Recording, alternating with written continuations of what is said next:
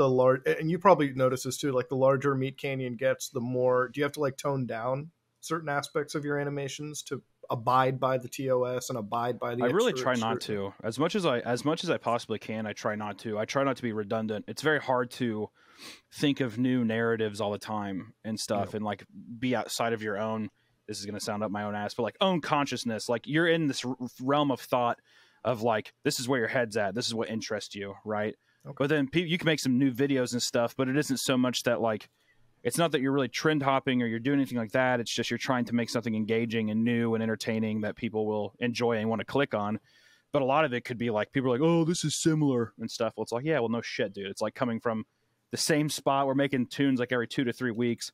So it's more about just like continuously trying to find like new and good ways to like, tell a story, I guess. But yeah, never try to limit myself ever. Yeah, I've noticed that like objectively from watching the videos, I went back and watched a lot of the old ones, and you kind of assume that it's going to go that way generally because that's how it goes. Because you just get fucking beaten into like, you know, square peg in a round hole type scenario, especially if you're like an actual artist, and you're not censoring yourself. But I wouldn't say they've gotten any less unique or less Meatcanyon over time. If anything, they've gotten more so recognizable and more so like, I'm telling you, the eeriness always that's what sets it apart, right? Yeah, like what you expect, you know, in a good way. When my buddy first showed me like the animations, I was like, this is, because it all started with Ed, Ed and Eddie, and then like he showed a couple to me on like Watch Together, and I was like, this is fucking like, it's weird, because immediately I was like, yo, this is kind of like creeping me out at like 1 in the morning. It's dark and shit. And then I'm like, all right, let's open up the rest of the channel, and then like the sun's coming up, and I'm like, I've already kind of like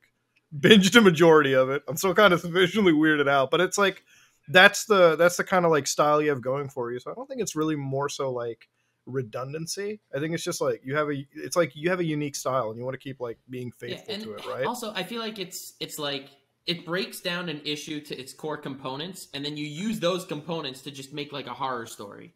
You know? I try to, yeah. The I think my favorite of the Meatcanyon videos kid, yeah. That's a horror story. That is a horror story.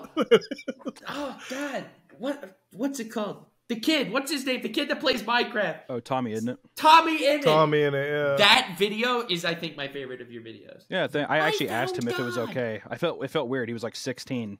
Yeah. And I messaged him and I was like, "Hey, I was thinking about making this. Is this cool?" And he was like, "Yeah, sure, go ahead." Because I was like, he seems cool. And he's square. He's super. That kid seemed. That kid is like. That kid always like seemed cool to me. Like the only like thing I really know about Tommy in it, because I don't watch a lot of that Minecraft YouTube content at all.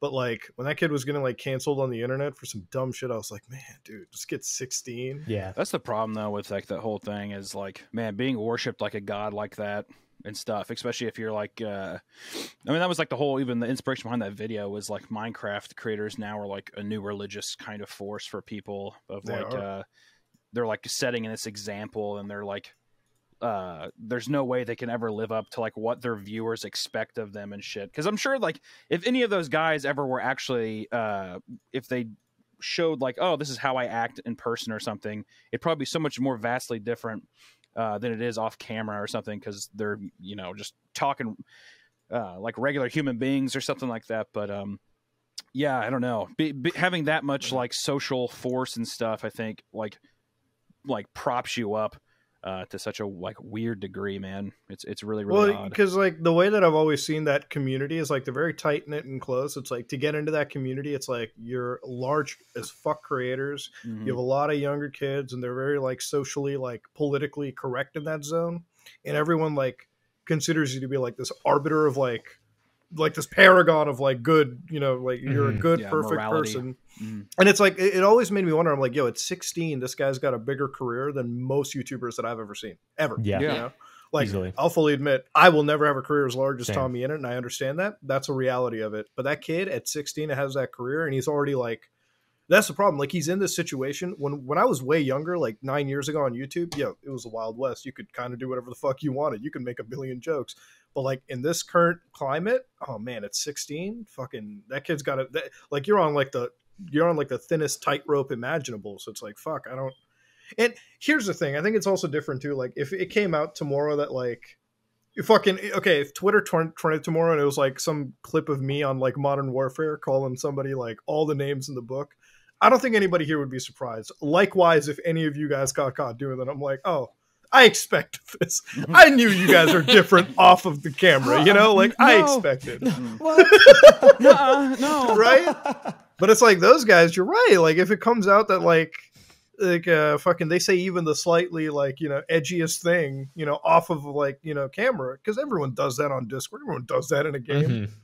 Fucking immediately removed, gone, you know? No more tons of apologies having to be given on Twitter, which is like, fuck.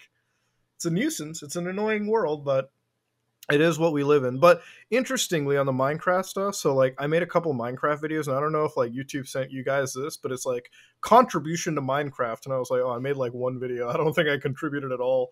And they literally called the Minecraft like DreamSMP thing. It was like this generation's Game of Thrones. I'm like, yeah, I got that.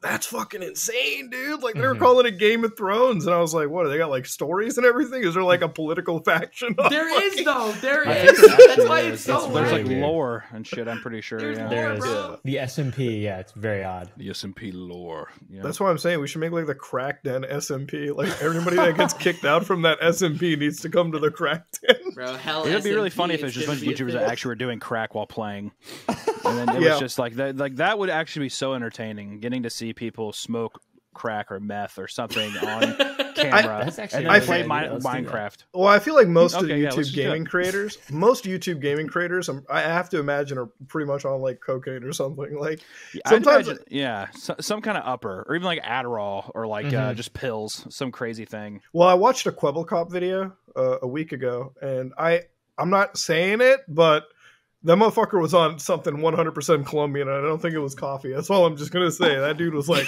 hard into the video. You should get him on the next podcast to clarify your statement. We should. I mean, Yo, we listen. should. When you start off your video, within the first second, when I'm like, all right, I was like, calm down. Just bet. Like, I felt like Vitaly when he was giving out sandwiches to homeless people. Like, just back off. Stop. I was like, relax. I forgot about that. God Yeah, damn. same. What the fuck? I watched that video again. It was the funniest shit ever. Though, like, the fact that he could have edited that section out and he just kept it in, like, just back off. And then beat the shit out of a random lady on the street 3 years later.